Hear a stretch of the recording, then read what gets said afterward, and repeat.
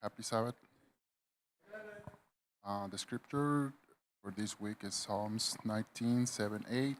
The law of the Lord is perfect and preserves one's life. The rules set down by the Lord are reliable and impart wisdom to the inexperienced.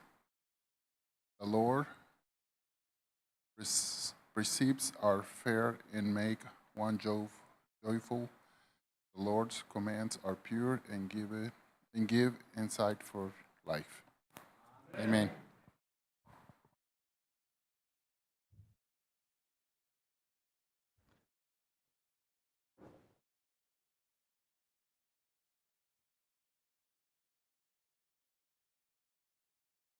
한 주간 평안하셨습니까? 네, 교회를 찾아주신 모든 분들을 진심으로 환영합니다.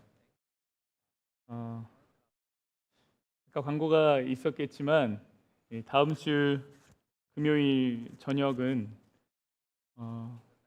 이거 뭐 국어부에 해당되는 이야기입니다만 저희가 특별 중보 기도회를 할 예정입니다. 그래서 찬양이 있는 기도회를 할 예정입니다. 그래서 다음 주 예배 때 같이 우리 앞에 놓여진 중보의 기도의 제목들을 가지고 함께 찬양하며 기도하는 시간을 갖도록 하겠습니다. 요즘 부쩍 쌀쌀해진 날씨지요. 모두들 감기 조심하시길 간절히 바랍니다.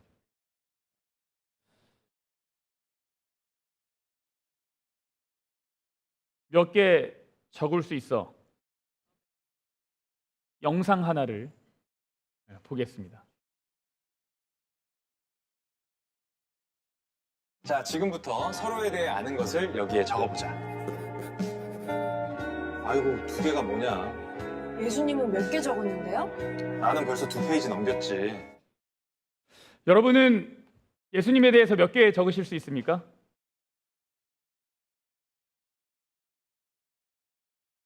얼마나 적으시겠습니까?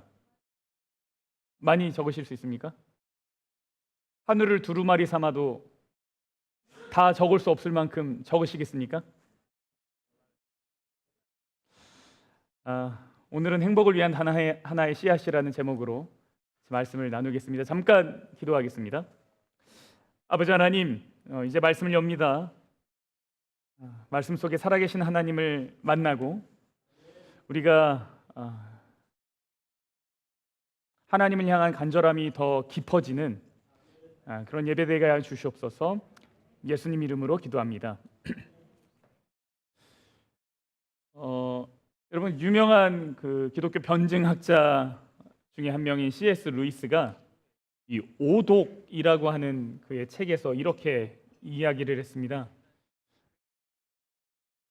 좋은 책이란 소수의 문학적인 독자들이 읽는 방식, 깊이 있고 반복적이며 삶을 변화시키는 그러한 방식으로 읽히는 책이다. 만약 어떤 책이 그렇게 읽히지 않고 다수의 독자들이 시간을 때우기 위해 한 번 읽고 버리는 방식으로만 읽힌다면 그 책은 나쁜 책으로 분류될 수 있다. 무슨 얘기인가요? 여기서 C.S. 루이스가 얘기하는 건 뭐냐면 좋은 책이 과연 뭐냐? 우리는 좋은 책을 뭘로 분류합니까? 어떤 내용을 담고 있느냐로 좋은 책과 나쁜 책을 분류합니다. 그렇죠? 그런데 C.S. 루이스는 뭐라고 얘기했냐면 좋은 책은 어떤 내용으로 구분되는 것이 아니라 독자가 어떤 태도를 그 책에 보이느냐에 따라 구분된다라고 얘기하고 있어요. 어떤 책을 반복해서 읽게 되고 그 책을 통해 내 삶이 변화되고 그 책의 가르침으로 행복을 경험할 수 있다면 그것이 진정한 그때야 비로소 좋은 책이다라고 이야기합니다. 성경이 아닌 일반 책들도요, 여러분, 반복해서 읽고 그 글귀에 마음의 위로를 받고 행복을 느끼는 경우가 있어요. 성경이 아닌 책도. 여러분, 성경 어떻습니까? 여러분에게 성경은 좋은 책입니까? 만약 우리가 그것을 반복해서 읽지 않고 그것이 내 삶에 어떤 영향도 주지 않는다면 여러분에게 성경은 결코 좋은 책이 아닐 것입니다. 그것은 그냥 데코레이션에 불과하겠죠. 2026년도에 그리고 앞으로도 교회 차원에서 정말 열과 성의를 다해서 추진하려고 하는 사업이 있습니다. 우리 이제 목회부에서 하고자 하는 사업입니다. 근데 제가 2026년도 이야기를 왜 벌써 하냐? 11월 첫째 주에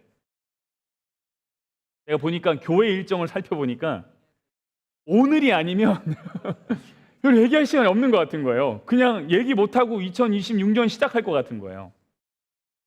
그래서 이 중요한 사업을 미리 알리고 마음의 준비를 하고 싶어서 오늘 나눕니다.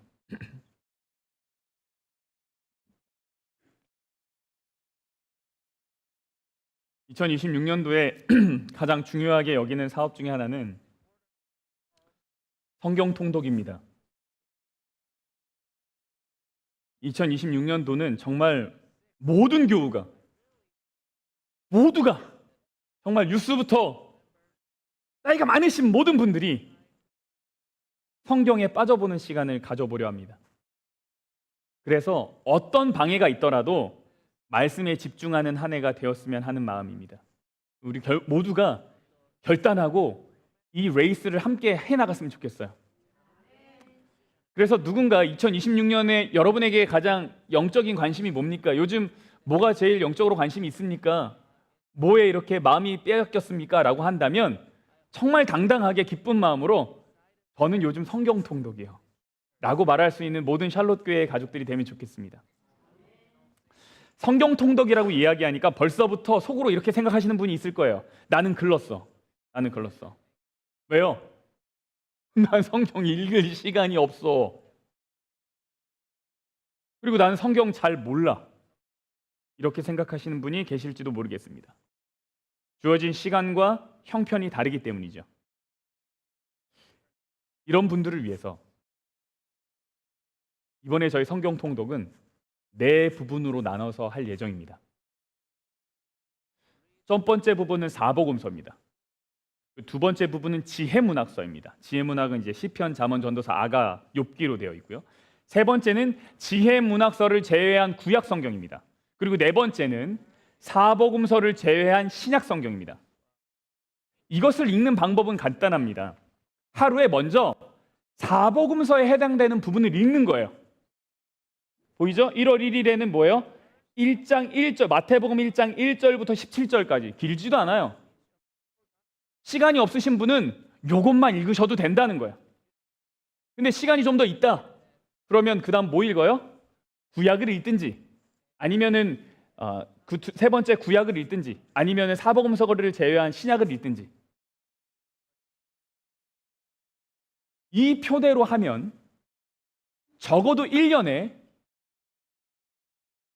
사복음서 앞에 것만 해도 1년에 사복음서는 읽습니다.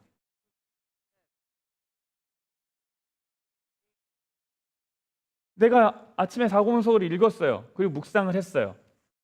그리고 시간이 남아서 이제 좀 더 읽고 싶다. 그럼 다른 거 읽고 또 체크하는 거예요. 이 계획은 성경을 하루에 순서대로 몇 장씩 쭉 읽어가는 것이 아니라 입체적으로 읽는 거야. 입체적으로. 한 달에 25일. 며칠이요? 25일. 한 달에 25일씩만 읽으면 성경 읽을 수 있어요. 어떤 분은 사복음서를 다 읽을 수 있고 어떤 분은 신약을 다 읽을 수 있고 어떤 분은 신약과 지혜문학서를 다 읽을 수 있고 어떤 분은 성경을 다 읽을 수도 있어요. 25일이에요. 한 달에 25일. 그럼 나머지 5일이랑 6일은 뭐 합니까? 그 달에 그 주에 읽지 못한 것들 읽거나 읽었던 것들 반복해서 복습하는 거예요. 하실 수 있겠습니까?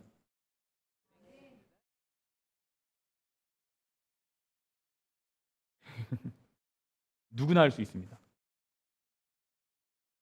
시간이 도저히 안 난다. 나 성경 모르겠다. 그럼 사복음서만이라도 읽으시라고요. 이걸 하지 않겠다는 얘기는 나는 올 한 해 성경과 상관없이 살겠다, 이렇게 받아들이겠습니다. 아니 보세요. 하루에 뭐도 안 돼요? 한 장도 안 돼요. 한 장도. 뉴스들, 레디 다 이해했습니까? 내가 지금 하는 얘기? You understand what I'm saying? To translate? Okay. Can you do that? Can you read the Gospels during the year?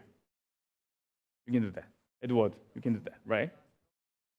Isaac, Christian, and Leo. 네. 다 할 수 있어요. 다. 글을 못 읽겠다. 나는 눈이 침침하다. 그럼 뭐 하면 돼요? 들으면 돼요. 아무튼 다 할 수 있어요. 이거는. 더 자세한 방법은 나중에 실제로 이 표를 나눠드리면서 더 자세하게 설명을 해드리겠습니다. 체크하는 방법이 있어요. 그냥 읽으면 이렇게 한번, 만약에 묵상까지 하면 X자 이렇게 해가지고 하시는 방법들이 있습니다.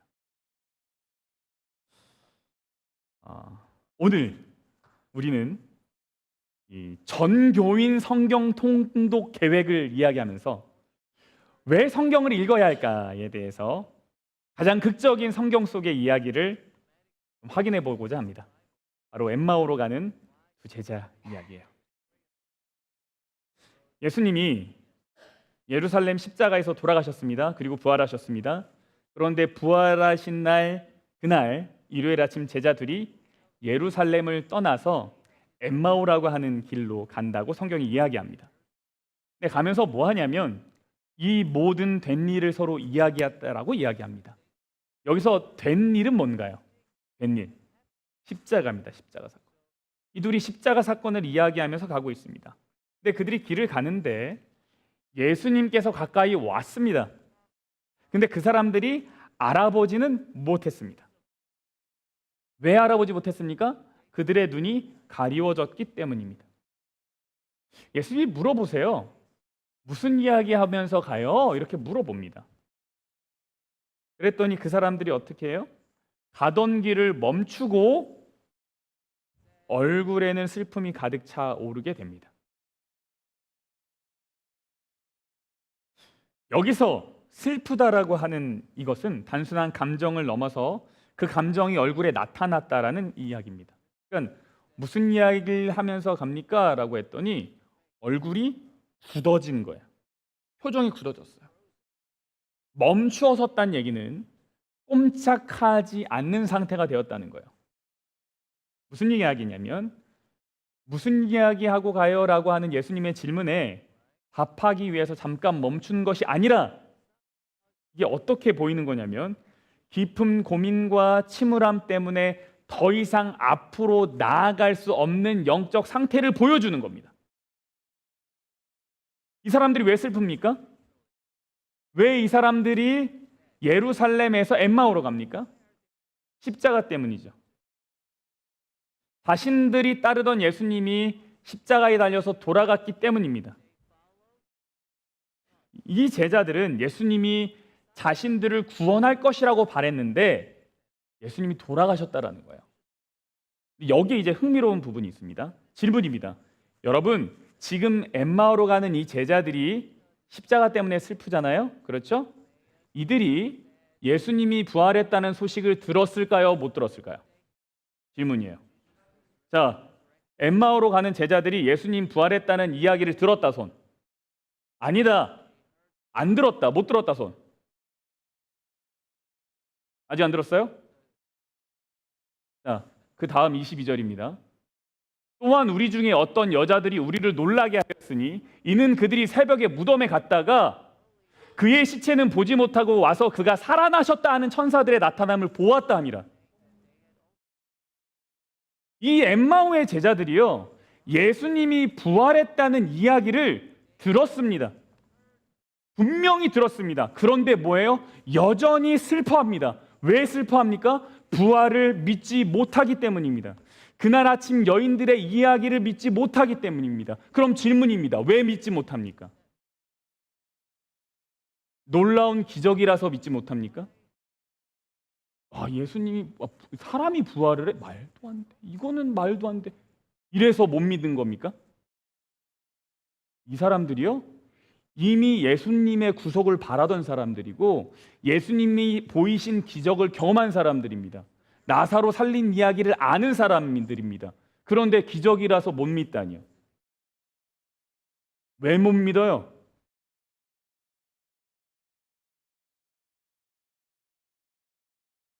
성경은 뭐라고 여기서 이야기에서는 뭐라고 표현되냐면 그 여인들이 그 이야기를 믿지 못한 것은 성경을 모르기 때문이다라고 이야기합니다. 당시의 제자들이 그 엠마오의 제자들이 구약 성경의 말씀을 제대로 알지 못했기 때문에 그들이 부활의 이야기를 믿지 못했다는 거예요. 그래서 그 다음에 예수님이 하시는 것이 뭐예요? 그래서 예수님이 그들에게 성경 이야기를 해주십니다. 여기서 말하는 성경은 구약 성경입니다. 당시는 신약 성경이 없었습니다. 근데 구약 성경에서 무슨 이야기를 하는가 하면 자기에 관해서 자세하게 설명하십니다. 우리가 믿음을 가졌다고 하지만 우리 역시 낭망하고 실망합니다. 왜 그렇습니까? 우리 나름의 십자가를 경험하기 때문입니다. 엄청난 고난의 순간을 마주할 때가 있기 때문입니다. 우리의 기대가 이루어지지 않기 때문입니다. 그러나 그것이 핵심입니까? 그것이 정말로 내가 낭망하고 실망하는 이유입니까? 아니라는 거예요. 그것이 핵심이 아니라는 거예요. 왜 우리가 낭망하고 실망하냐? 우리가 부활을 믿지 못하기 때문이에요. 하나님의 깊은 섭리를 이해하지 못하기 때문입니다. 모든 십자가와 고난과 잘못된 기대가 새롭게 정리되고 바뀌고 그것이 내 안에 이루어지는 것을 알지 못하기 때문입니다. 그래서 낭망하고 넘어지고 실패하는 겁니다. 그래서 믿음이 약해지는 것입니다. 근데 그렇게 되는 것의 결정적 이유가 무엇입니까? 성경을 몰라서입니다. 성경을 몰라서예요. 여러분, 예수님이 성경을 제자들에게 알려주세요. 그러자 제자들의 반응이 무엇인가요? 그들이 서로 말하되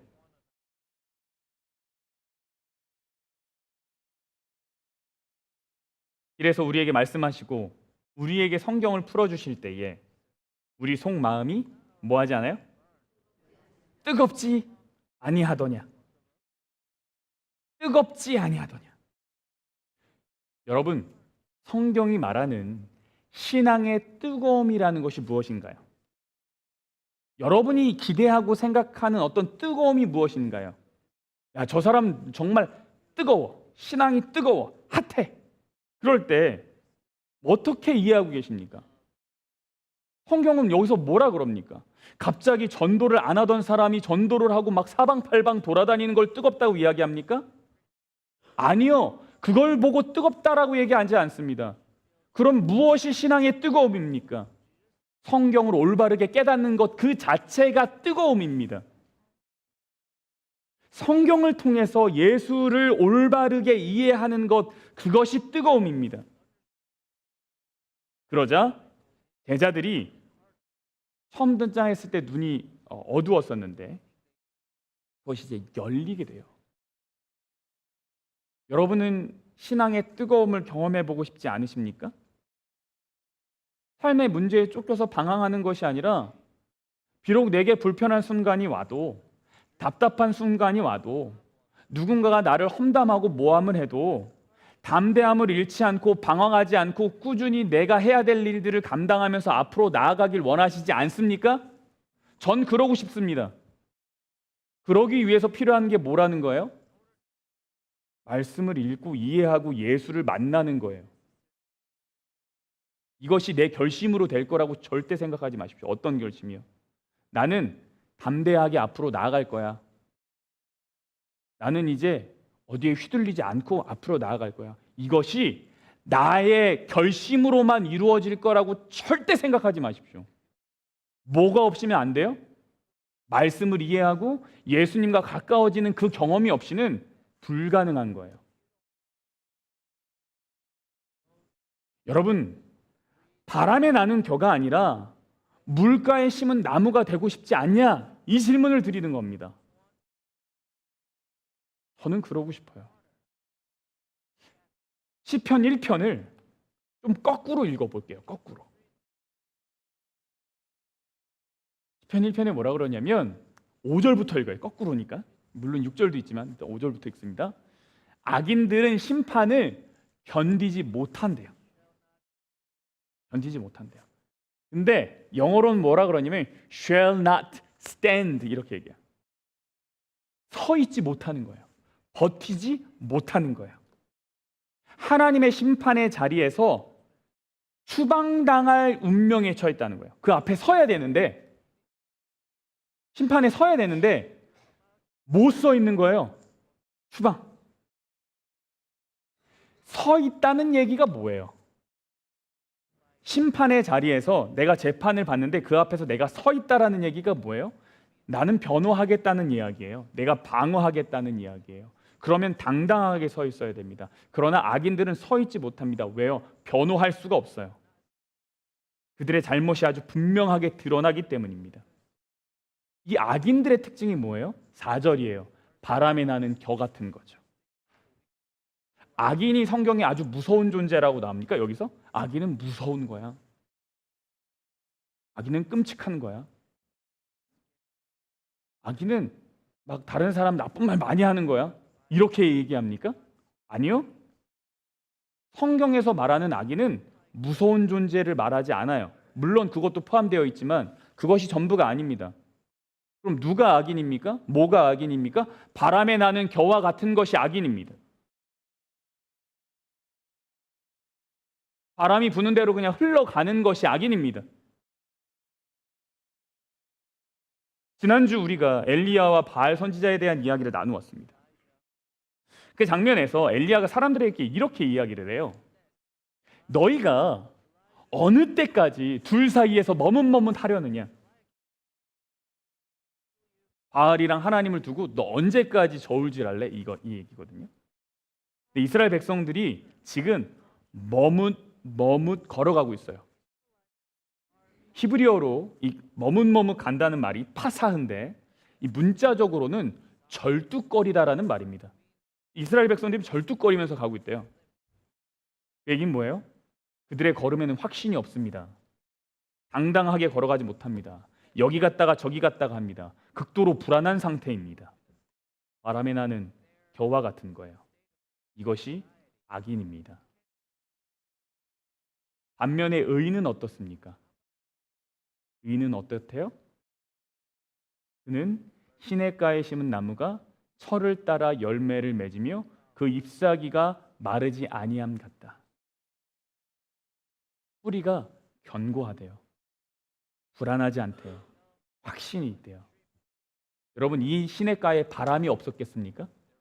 바람은 겨에만 붑니까? 아니요. 이 시냇가에도 바람이 붑니다. 이 시냇가에도 태풍이 붑니다. 그러나 잎사귀가 마르진 않습니다. 왜 그렇습니까? 그 뿌리가 견고하기 때문입니다. 여러분, 그러면 어떻게 하면 우리가 시냇가에 심은 나무가 될 수 있습니까? 시냇가에 심은 나무는 어떻게 됩니까?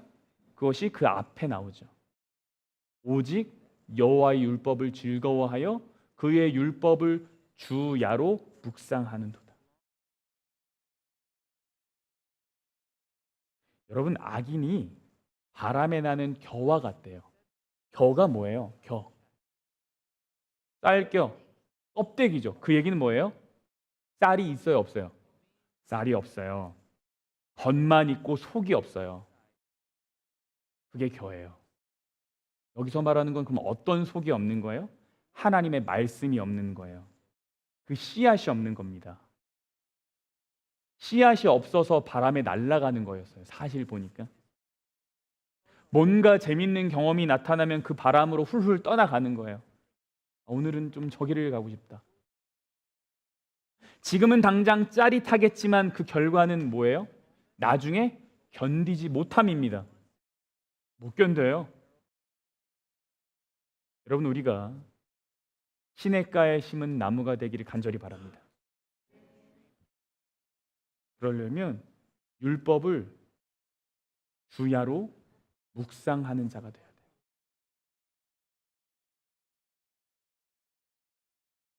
다시 말씀으로 돌아가서 말씀에 사로잡힌 우리가 돼야 돼요. 이것이 없이 어떻게 우리의 믿음이 자라며 우리의 걸음이 당당하게 갈 수 있겠어요?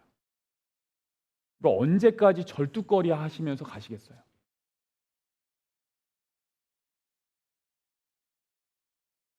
이 사람이 어떤 사람이라고 시편 1편은 이야기해요?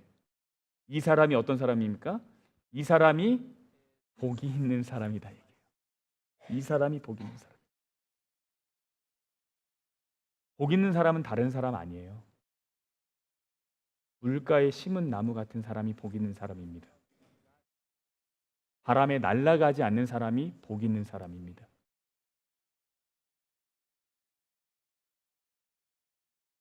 여러분, 오늘 우리는 성경이 우리에게 좋은 책이 되느냐 아니면 그저 데코레이션이 되느냐에 관한 근본적인 질문 앞에 서 있습니다.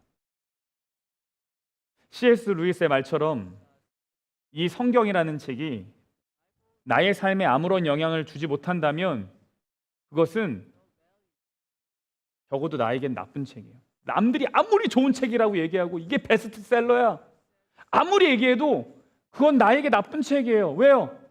내가 아무런 영향을 받지 못하는데요. 내가 이걸 읽었다고 또 읽고 또 읽고 안 하는데요.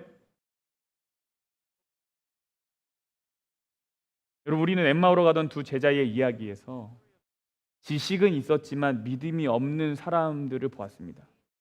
그들이 부활의 소식을 들었어요. 그러나 말씀을 이해하지 못했기 때문에 슬픔 속에서 귀를 멈추고 눈이 가려워진 채 방황하고 있었습니다. 이것이 말씀 없는 삶의 결과입니다. 우리의 삶에 십자가 같은 고난이 안 오겠습니까? 그것이 올 때 하나님의 깊은 섭리와 부활의 능력을 믿지 못하고 넘어지는 결정적 이유는 말씀을 모르기 때문이에요. 우리 안에 말씀의 씨앗이 없기 때문입니다. 여러분, 성경 통독 캠페인은 선택사항이 아니에요. 이것은 영적 생존의 문제예요. 그러니까 나는 좀 할만하다 하면 하고 안 되겠다 안 하고 이런 게 아니에요. 제가 지금 사실 부지런히 방법을 찾고 있어요. 무슨 방법 찾고 있느냐? 모든 교인들이 성경 읽고 있는 거를 체크를 하면 다 함께 볼 수 있는 방법을 찾고 있어요.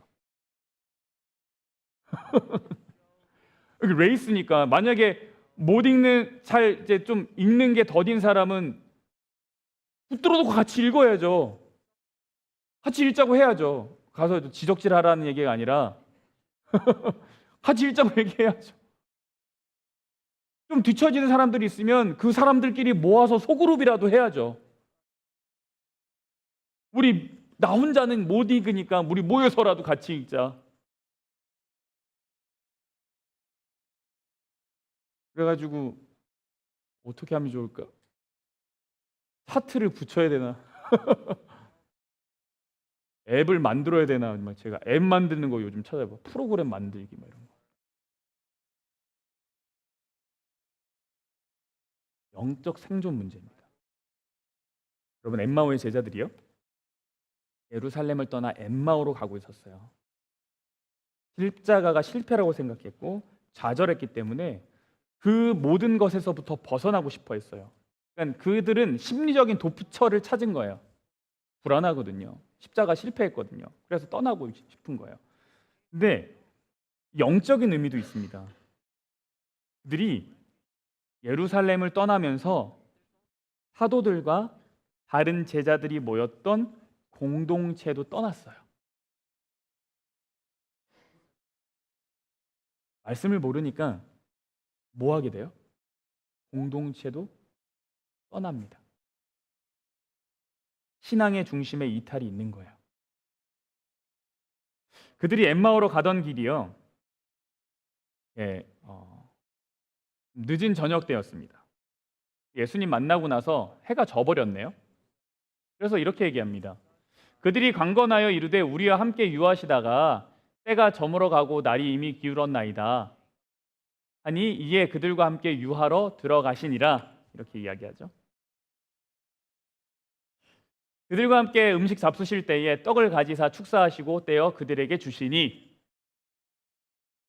그들의 눈이 밝아져 그인 줄 알아보더니 예수는 그들에게 보이지 아니하시는지라. 그제서야 그들이 서로 말하되 이래서 우리에게 말씀하시고 우리에게 성경을 풀어주실 때에 우리 속에서 마음이 뜨겁지 아니하더냐 라고 이야기합니다. 그리고 나서요. 그들의 눈이 밝아졌죠? 그리고 마음이 뜨거워졌죠? 그리고 나서 무엇 하는지 아십니까? 그리고 나서 무엇 할까요? 바로 그때로 일어나 예루살렘으로 돌아옵니다.